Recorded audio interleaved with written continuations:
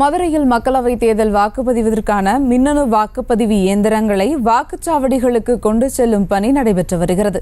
இதுகுறித்த கூடுதல் விவரங்களை செய்தியாளர் பாலமுருகன் வழங்க கேட்கலாம். வணக்கம் பாலமுருகன், விவரங்கள்.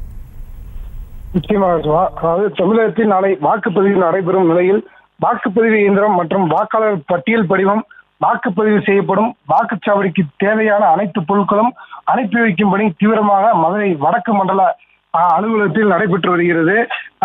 முன்னதாக மாநகராட்சி கமிஷனர் ஜெயஸ்குமார் ஆய்வு செய்து சென்றார்.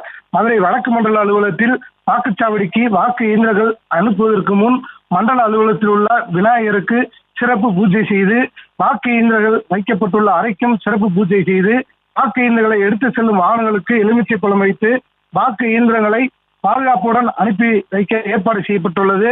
அதாவது மதுரை மாவட்டத்தை பொறுத்தவரை 10 சட்டமன்ற தொகுதிகள் உள்ளன. இதில் மதுரை நாடாளுமன்ற தொகுதிக்கு உட்பட்ட மதுரை கிழக்கு, மேற்கு, வடக்கு, தெற்கு, மத்தி, மேலூர் என 6 தொகுதிகள் உள்ளன. தேனி நாடாளுமன்ற தொகுதிக்கு உட்பட்ட சோழவந்தான் தனி தொகுதி, உசிலம்பட்டி ஆகிய 2 தொகுதிகள் உள்ளன.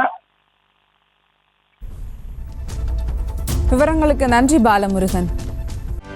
செய்திகளை உடனுக்குடனும் துல்லியமாகவும் தெரிந்து கொள்ள சப்ஸ்கிரைப் பண்ணுங்க.